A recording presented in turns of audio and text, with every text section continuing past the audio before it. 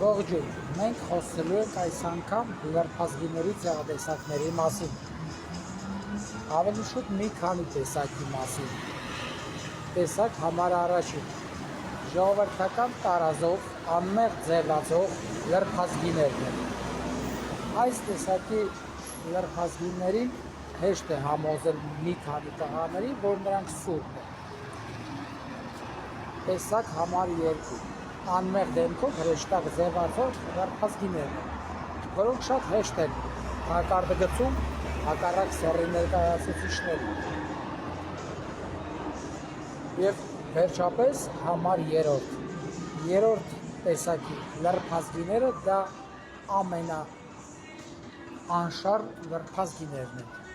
Այն տեսակը, որոնք հագնվում են բաց, բայց զատո գիտես նրանցից ինչ է կարող է սպասել, այսինքն դու գիտես, թե նա ով է և ինչ է կարելի է նրանից սպասել, թե ինչ, այսօր այսքանը լրբազգիների մասին դեռ կհանդիպենք։